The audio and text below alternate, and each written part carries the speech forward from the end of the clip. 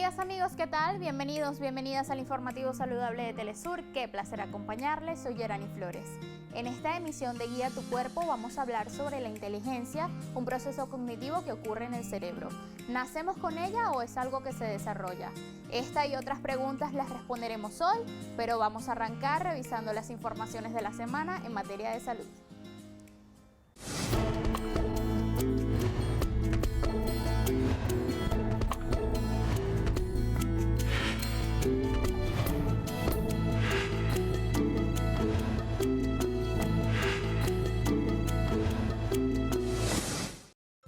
El desarrollo de anticonceptivos para hombres siempre ha sido un tema complejo para la ciencia y muy solicitado en la actualidad.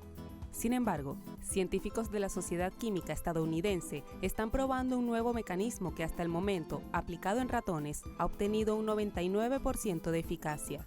En la investigación, se administró vía oral el anticonceptivo a roedores macho por 4 semanas consecutivas, lo que redujo drásticamente los espermatozoides y obtuvo un 99% de prevención de fecundación sin efectos secundarios visibles, pudiendo volver a engendrar crías de 4 a 6 semanas después de dejar de recibir el compuesto.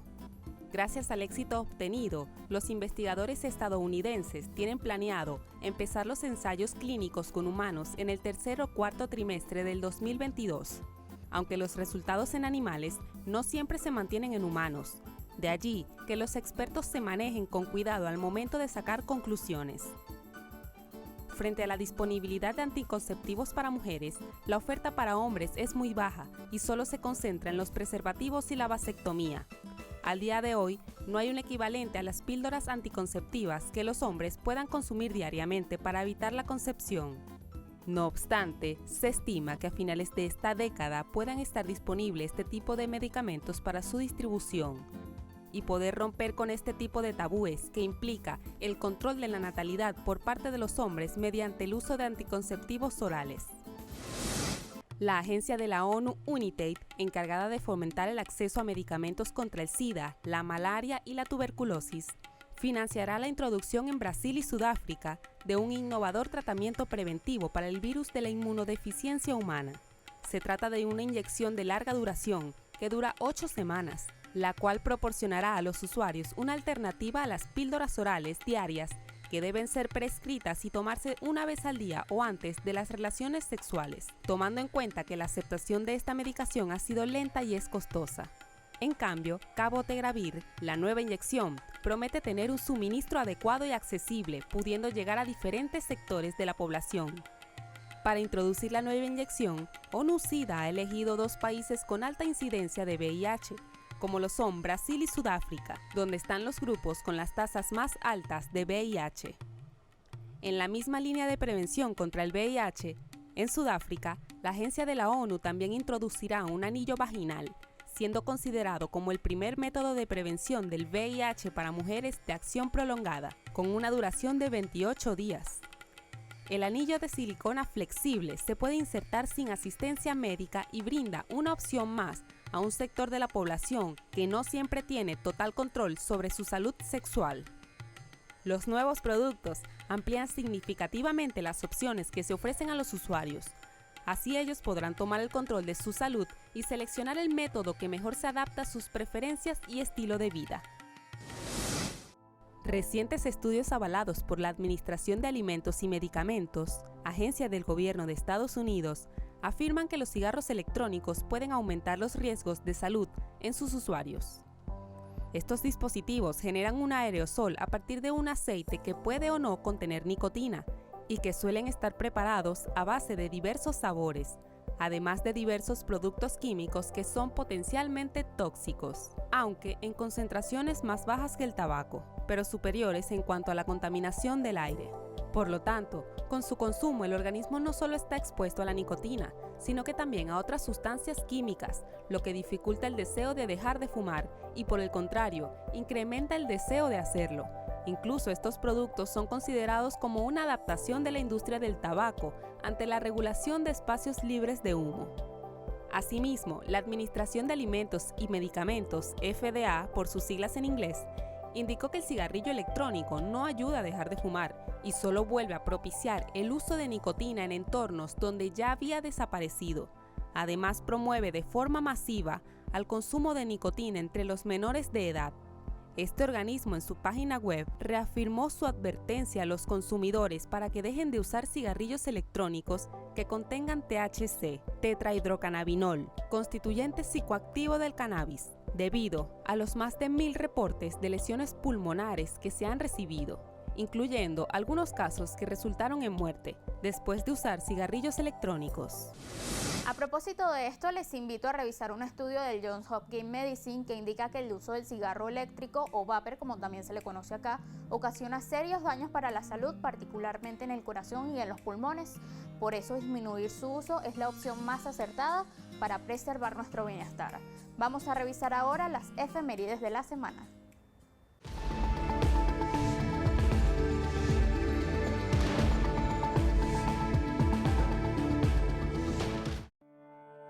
Efemérides enfocadas en la salud. 11 de abril, Día Mundial del Parkinson. Enfermedad neurodegenerativa del sistema nervioso de carácter crónico y progresivo que se asocia a la rigidez muscular, dificultades para andar, temblor y alteraciones en la coordinación de movimiento.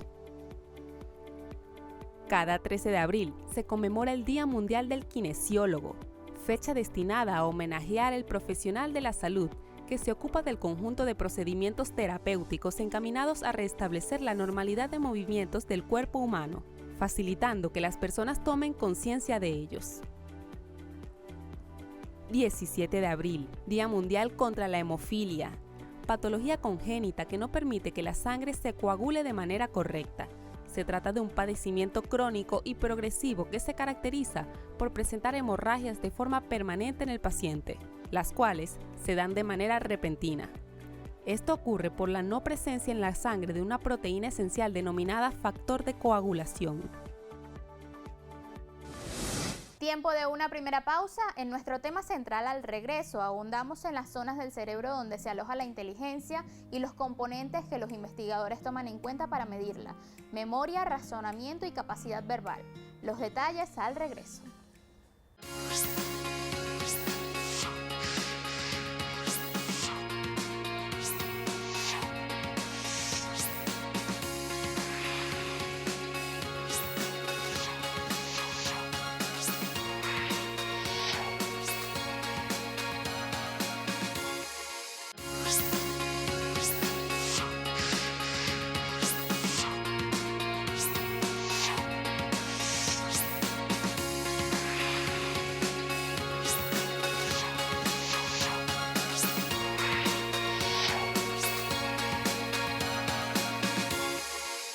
De vuelta con Guía tu Cuerpo. Como les prometíamos, en nuestro tema central hablaremos sobre la inteligencia. Este proceso sucede en el cerebro gracias a las conexiones neuronales y nos da la capacidad de resolución y adaptación. La materia gris y blanca es parte de este desarrollo. Conozcamos cómo se da este proceso en el material que preparamos para ustedes. Una de las habilidades mentales más valoradas y estudiadas a lo largo de la historia ha sido la inteligencia. Gracias a ella, la especie humana ha logrado resolver inconvenientes básicos, como comer o usar los elementos de la naturaleza, y otros más complejos, logrando avanzar en su evolución como especie. La inteligencia es un conjunto de habilidades cognitivas y conductuales que permiten la adaptación eficiente al ambiente físico y social. Se trata de la capacidad de resolver problemas, aprender, prestar atención, memorizar, hablar, leer, razonar y comprender nuestro entorno, y que se dan gracias a una red específica dentro del cerebro que está conformada por la materia gris y la materia blanca. La inteligencia no tiene que ver con cuánto conocimiento o información acumulada tenga una persona, sino en su habilidad para utilizar lo aprendido en distintos momentos de la vida y resolver los problemas de su cotidianidad, con la finalidad de sobrevivir con eficacia y eficiencia. Es decir, no es lo que sabemos, sino qué hacemos con eso que sabemos. Tú puedes tener una capacidad de inteligencia, la que sea, pero si nada te estimula a que aprendas, pues no vas a aprender. El cerebro es el superprocesador donde reside la inteligencia. Este es uno de los órganos más impresionantes de la naturaleza y en el caso de los seres humanos tiene un diámetro de aproximadamente 14 centímetros y apenas pesa un poco más de 1 kilo. Pero este tejido alberga a más de 100.000 millones de neuronas, cada una con la posibilidad de realizar 10.000 conexiones. En él se llevan a cabo cosas tan básicas como respirar o parpadear, y procesos más complejos como los cognitivos. Todos se realizan gracias a la sinapsis o señales eléctricas entre neuronas. La inteligencia humana no se da en una zona específica del cerebro. De hecho, si ingresamos a una persona en un resonador magnético y le pedimos que haga ecuaciones, matemáticas o que hable, veremos que distintas partes del cerebro se activarán. Sin embargo, los procesos cognitivos dependen mucho de nuestra corteza prefrontal. Esta es la que nos hace más inteligentes que otras especies. Esta zona tiene un mayor desarrollo y mayor comunicación neuronal. Sus redes terminan de conectarse adecuadamente en las mujeres a los 22 años y en los hombres a los 26. Según estudios científicos, no obstante, se puede seguir adaptando tiempo después. Cabe destacar que la inteligencia sin memoria no existe, debido a que son dos procesos que van inevitablemente de la mano. Es importante destacar que el cerebro funciona como un conjunto, que las áreas se comunican unas con otras y no forman compartimentos estancos, sino todo lo contrario, forman redes neuronales que se comunican entre sí. Pero dicho esto, sí que podemos ver que algunas regiones del cerebro tienen funciones más especializadas. Este ha sido un tema de curiosidad para muchos científicos, razón por la que los psicólogos en los últimos años se han encargado de elaborar pruebas para medir el coeficiente intelectual. Algunas de ellas han encontrado observaciones y resistencias, ya que el proceso de inteligencia es muy subjetivo y hay factores que pueden intervenir en su medición. Por ejemplo, las emociones, que en ocasiones se confrontan con la lógica. En síntesis, los test son una forma tradicional de medir la inteligencia. Son una prueba determinada que implican una tarea a cumplir, evaluable con aciertos y errores. Sus características deben ser la fiabilidad, validez y sensibilidad. Normalmente suelen ser indicados sus resultados con el cociente intelectual. Se puede decir, como regla general, que se distingue en 3 tipos fundamentales las preguntas: pruebas verbales, espaciales y lógicas matemáticas. Sin embargo, se debe tener presente que los tests no miden la capacidad de inteligencia, sino la inteligencia operativa. Pueden dar resultados erróneos dependiendo de los factores subjetivos en su realización. En 1983, el científico estadounidense Howard Gardner manifestó que la inteligencia es una red de conjuntos autónomos interrelacionados entre sí. Es una habilidad que tiene distintas dimensiones. Gardner explicó que las personas tienen talentos en los que se desenvuelven mejor y desarrolló la famosa teoría de las inteligencias múltiples, identificando 8 distintos tipos. La inteligencia lingüística o verbal, que se refiere a la habilidad para utilizar con un dominio avanzado el lenguaje oral o escrito. La inteligencia lógico-matemática, que es una habilidad para la resolución de problemas matemáticos, como lo hacen por ejemplo los científicos o un campeón de ajedrez. La inteligencia visoespacial, que es la capacidad de percibir el mundo y poder crear imágenes mentales en diferentes dimensiones, como lo hacen los arquitectos. La inteligencia corporal o kinestésica, que se trata de la habilidad de utilizar el cuerpo, como lo hacen los deportistas. La inteligencia musical, que se trata de utilizar los diferentes elementos musicales, ritmo, timbre y tono. La inteligencia intrapersonal o individual, con la que una persona logra comprenderse a sí misma, como lo hacen los psicólogos. La inteligencia interpersonal o social, que nos da facilidad para interactuar y comprender al entorno. Y finalmente, la inteligencia naturalista, es decir, observar la naturaleza e identificar patrones, tal y como lo hacen los biólogos. Como afirma Howard Gardner, ahora ya no tenemos que preguntarnos si somos o si no somos inteligentes. Lo que hemos de preguntarnos es, ¿de qué manera somos inteligentes? Y buscar la motivación para convertirnos en la mejor versión de nosotros mismos y ofrecerla al mundo. Cada persona tiene una combinación diferente de inteligencias. Esto es lo que nos hace únicos. Más adelante, Howard Gardner afirmó que en su teoría de inteligencias múltiples se refería más a talentos que a inteligencias. Aún así, todas estas habilidades juegan un papel importante en la forma en que los seres humanos buscan resolver algunos problemas. Además, el cerebro humano tiene varias estructuras y cuando se conectan entre sí, son determinantes al momento de ponderar de qué manera nos hacemos inteligentes.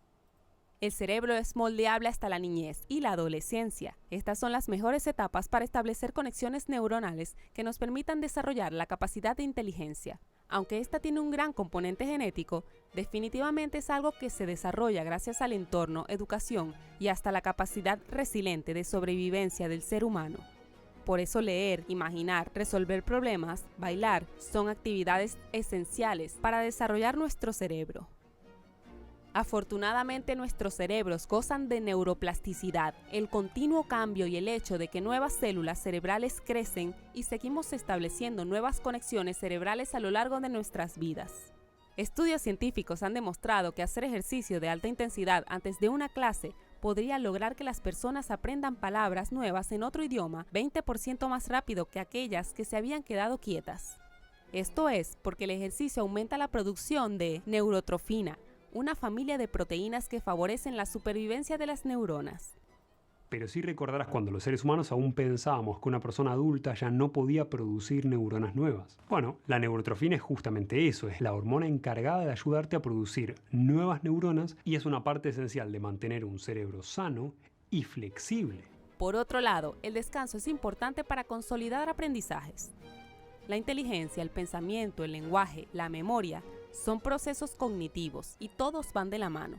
Se desarrollan gracias a las conexiones neuronales en el cerebro y mientras más practiquemos y mantengamos nuestros cerebros activos, especialmente desde jóvenes, más podemos desarrollar habilidades que nos permitan evitar enfermedades neurodegenerativas a futuro. Todo esto acompañado por una buena alimentación, hábitos saludables y experiencias satisfactorias mentales que contribuyan al bienestar de nuestro cerebro. Podemos concluir que nacemos con inteligencia, pero por supuesto hay que potenciarla. Vamos ahora a ver una serie de recomendaciones que podemos usar como entrenamiento cognitivo para ayudar a mantener joven nuestra materia gris.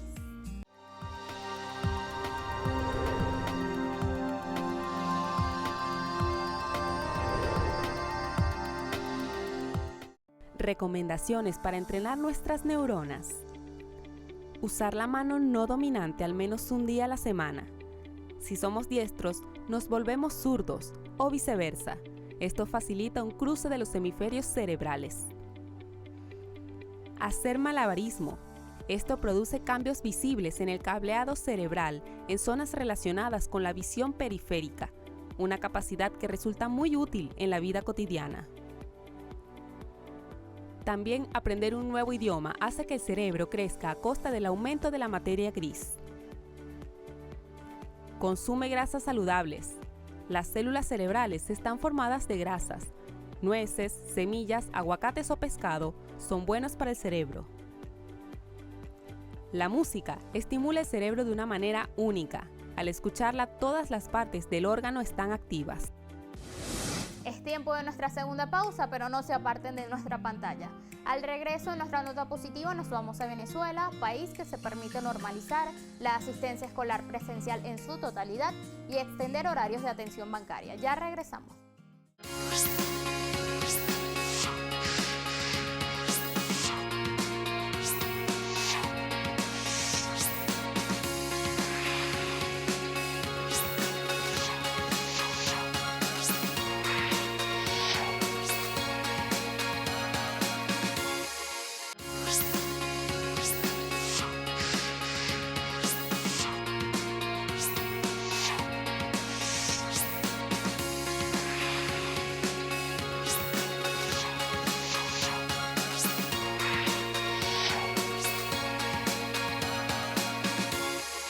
De vuelta en el informativo saludable de Telesur y tiempo de nuestra nota positiva. Venezuela avanza hacia la nueva normalidad en tiempos de pandemia por la COVID-19, tomando en cuenta los índices de vacunación y el bajo número de casos de contagio, que generan ahora las condiciones para normalizar la asistencia escolar, atención bancaria y otros servicios. Detalles con Leonel Retamal.